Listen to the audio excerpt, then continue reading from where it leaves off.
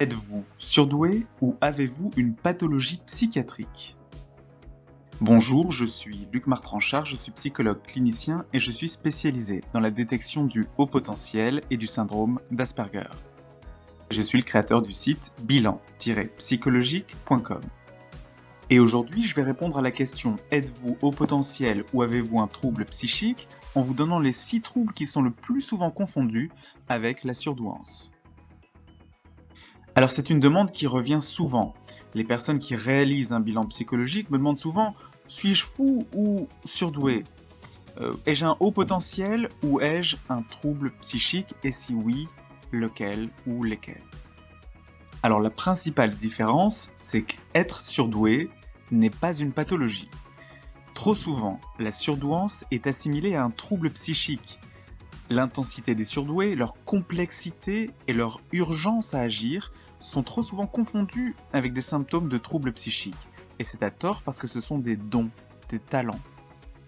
Il y a aujourd'hui encore beaucoup trop d'erreurs de diagnostic. Il y a une grande méconnaissance de la surdouance par les praticiens de la santé mentale qui font donc souvent des erreurs de diagnostic avec une confusion entre surdouance et troubles bipolaires, une confusion entre surdouance et syndrome d'Asperger, confusion entre surdouance et schizophrénie, confusion entre surdouance et trouble du déficit de l'attention avec ou sans hyperactivité et confusion entre surdouance et personnalité borderline. Parfois, il y a un double diagnostic. Parfois, la surdouance s'accompagne d'un autre diagnostic. On peut donc être surdoué et bipolaire en même temps, surdoué et Asperger, surdoué et hyperactif. Parfois même, il peut y avoir plus de 2 diagnostics. Alors pour découvrir si vous êtes surdoué, je recommande toujours de commencer par le test de dépistage du haut potentiel émotionnel en ligne et ou celui du haut potentiel intellectuel en ligne. Vous trouverez ces tests dans la description. Ils permettent de déterminer la probabilité précise que vous soyez HPE ou HPI et le type de bilan qui est indiqué pour vous.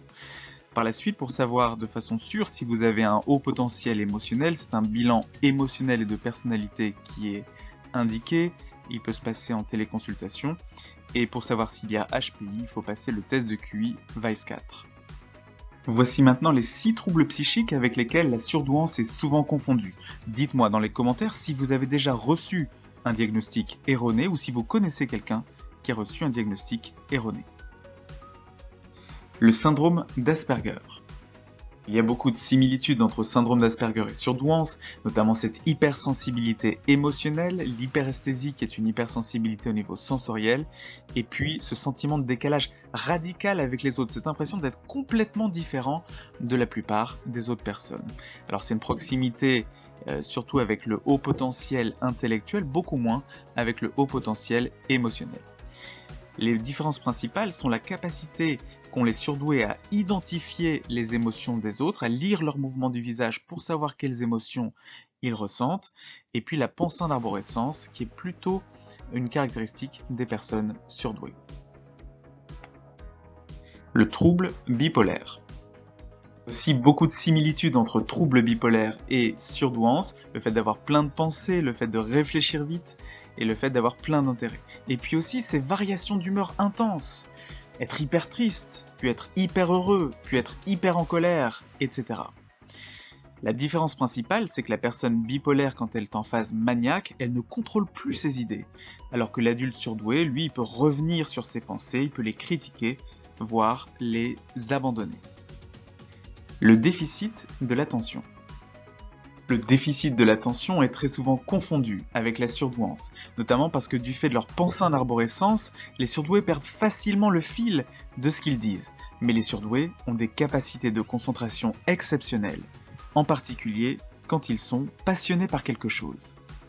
L'hyperactivité. Au niveau des similitudes, on trouve une intensité particulière, une pensée très rapide. Les surdoués notamment sont habités par une urgence à agir. Mais il est beaucoup moins difficile pour les surdoués de se tenir immobiles pendant un long moment. La personnalité borderline. Surdoué et borderline partagent une forte réactivité de l'humeur, une hyper-réactivité émotionnelle. Mais le fonctionnement de personnalité d'une personne borderline et d'une personne surdouée est différent. La schizophrénie. Parmi les similitudes, on trouve un possible repli sur soi, le fait de percevoir des choses que les autres ne perçoivent pas, passer du coq à l'âne, et aussi un comportement qui est jugé original par les autres. Mais les hallucinations, les délires et l'expression émotionnelle diminuée sont beaucoup plus rares chez les personnes surdouées. Vous l'aurez compris, un diagnostic juste, c'est absolument essentiel. C'est essentiel pour vous comprendre, pour pouvoir utiliser vos caractéristiques d'une façon aussi positive et épanouissante que possible. Si vous vous reconnaissez dans les caractéristiques du haut potentiel émotionnel, du haut potentiel intellectuel et ou du syndrome d'Asperger, je vous invite à commencer par les tests de dépistage en ligne, vous les trouverez dans la description. Voilà, c'est tout pour cette vidéo, n'hésitez pas à vous abonner et à activer les notifications de la chaîne pour ne pas manquer les prochaines vidéos de la chaîne. Il y en a au moins une par semaine. À bientôt sur la chaîne.